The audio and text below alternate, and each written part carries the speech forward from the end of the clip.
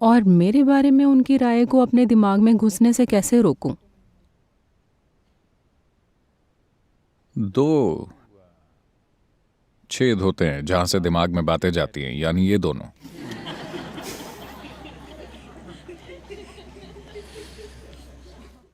आप चाहें तो हम ईशा ईयरप्लग्स बना सकते हैं। मुझे पता नहीं था कि इसकी डिमांड है। हमारा क्राफ्ट विभाग ईशा ईयरप्लग्स बना सकता है, एकदम ऑर्गेनिक, कॉटन वाले, लकड़ी वाले, या फिर मूंगफलियां, दो मूंगफलियां। हम हाई प्रोटीन ईयरप्लग्स का विज्ञापन कर सकते हैं।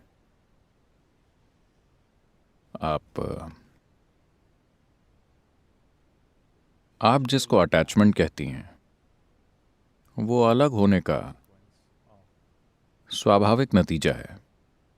जिस पल आप किन्हीं दो चीजों में से एक को चुन लेती हैं, तो उसके साथ उलझ जाना स्वाभाविक बात है। हम इस बारे में आज बात कर चुके हैं। हम गंदगी और फल दोनों को स्वीकार करते हैं, पर बात खाने की हो तो हम फल को चुनेंगे। ये चुनाव हम करते हैं। जब किसी शारीरिक काम की बात हो तो हम चुनते हैं, पर सिर्फ यहां बैठे हुए कुछ चुनने की क्या जरूरत है? किसी एक खास काम के लिए चुनाव करने पड़ते हैं, पर बाकी जीवन में हर पल कोई चुनाव करने की जरूरत नहीं है। यही शामिल करना है। Inclusiveness means this. खुद में शामिल करने का मतलब ये नहीं है कि आप फर्क करना भूल गए हैं। आप फर्क कर सकते हैं, पर फर्क करना सिर्फ काम करने के लिए उपयोगी है, यहां होने के लिए नहीं। सिर्फ यहां होने के लिए फर्क करने की कोई जरूरत नहीं है। बस जीवित रहते हुए अगर आप फर्क करेंगे तो ये काम नहीं करेगा। पर कोई काम करने के लिए फर्क करना होगा, वरना आप काम समझदारी से नहीं कर पाएंगे।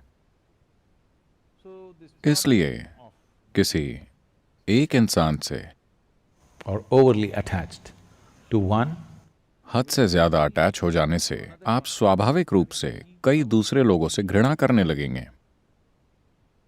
देखिए, किसी व्यक्ति से आपके तथाकथित प्यार को संतुलन में रखने के लिए आपको दूसरे बहुत से लोगों से घृणा करनी पड़ती है। आप उनको सह नहीं पाते। प्लीज ध्यान से देखिए, ऐसा ही है। आप जिन लोगों से घृणा करते हैं, शायद आपको उनके करीब आने तक एहसास भी ना हो। आप उनसे घृणा कर रहे थे, पर वो आपके पास नहीं आए, इसलिए आपको एहसास नहीं हुआ। पर वो पास आएंगे तो आपको एहसास होगा, क्योंकि ये संतुलन हमेशा बनता रहता है। अब अगर चार लोगों से आपकी उम्मीदों की बात करें, तो ये सिर्फ लोगों से नहीं, हर चीज से है। इस दुनिया में इंसानों के हर दुख का कारण क्या है? जैसा मैं चाहता था जिंदगी वैसी नहीं चल रही। इसके अलावा दुख का और कोई कारण है? जैसी जिंदगी मैं चाहता था ये वैसी नहीं है। इंसानों की जिंदगी में दुख का सिर्फ यही एक कारण है ना? मुझे बताइए, अपनी सोच बदलना आसान है या इस दुनिया को?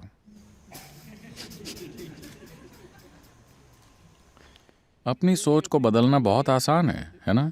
और सबसे बड़ी बात, जब आपके लिए अपने विचारों का इतना महत्व है, तो क्या आपने अपनी सोचने की ताकत को अपने हाथों में लिया है? नहीं, आप तो दिमागी दस्त से पीड़ित हैं। अगर आपके ख्यालों में जो भी होता है वो सच में होने लगे तो आप गए काम से। अच्छा हुआ, ये ख्याल कभी हकीकत नहीं बनते।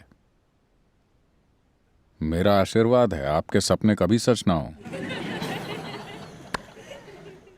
क्योंकि आप जो सपने देख रहे हैं, अगर वो सब सच हो जाए तो आप खत्म। क्योंकि आपकी उम्मीदें जिंदगी की सीमित तस्वीर से पैदा होती हैं।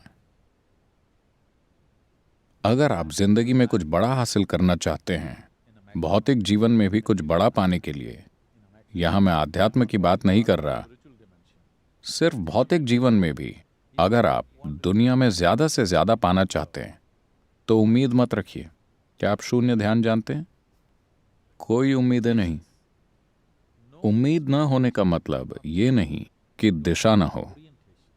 बस आप हर पल ये हिसाब न लगाते रहें कि मैं जो चाहता था मुझे नहीं मिला, मैंने वो चाहा था नहीं मिला, मैं जो चाहता था वो नहीं हुआ।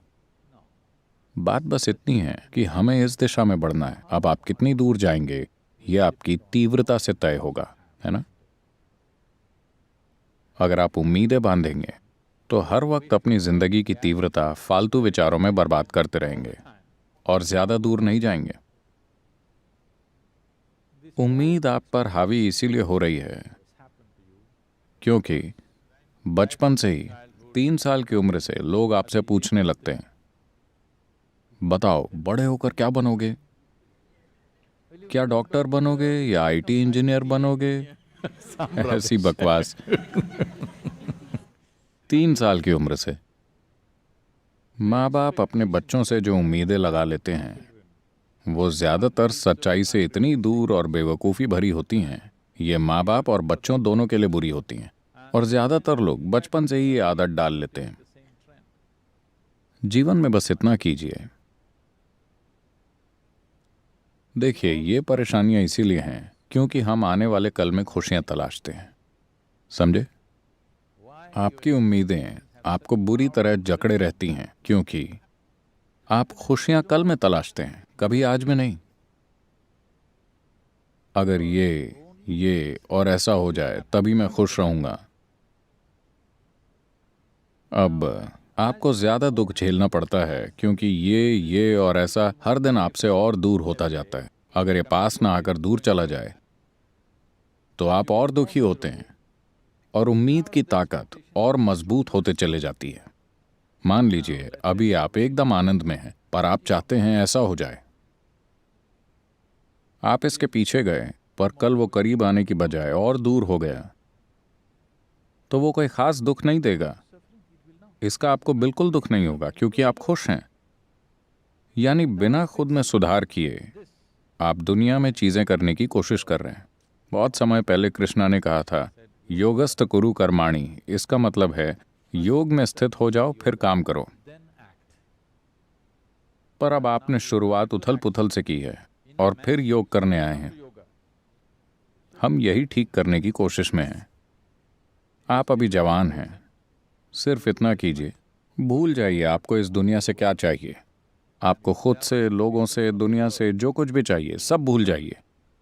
पहले ये पक्का कीजिए कि आपके अंदर जो भी होता है उसे आप तय करेंगे, कोई और नहीं, सिर्फ आप। सिर्फ एक चीज कीजिए और आप खुद ही खुश रहना चुनने लगेंगे। जब आप बहुत खुश हैं फिर भी 10,000 चीजें जीवन में नहीं हुई हैं तो क्या आप खुश मन से उसके पीछे जाएंगे और उन उम्मीदों के सच होने की संभावना ज्यादा होगी। अगर वैसा नहीं भी हुआ तो किसे फर्क पड़ता है, क्योंकि बस यहां होने का मेरा अनुभव शानदार है, चाहे जो भी हो। बिना बुनियाद को सुधारे हम भाग रहे हैं। हमने इसे ठीक नहीं किया पर इसे कहीं ले जाने की कोशिश कर रहे हैं। ये परेशानी है। अगर आप अपनी गाड़ी चलाना चाहते हैं तो पहले जांच लीजिए वो पूरी तरह ठीक है। 2 पहिए ढीले हैं, गाड़ी जैक पर है, ऐसे में गाड़ी चलाई तो हादसा हो जाएगा। आप अभी जवान हैं, आपकी जिंदगी में इस वक्त कुछ भी होने की जरूरत नहीं है। ये समय खुद को स्थापित करने का है, ये गाड़ी चलाने का समय नहीं है। अगर आपने पहिए ठीक करने से पहले गाड़ी चलाई तो ये बहुत बुरा और खतरनाक होगा। अपने साथ ऐसा मत कीजिए।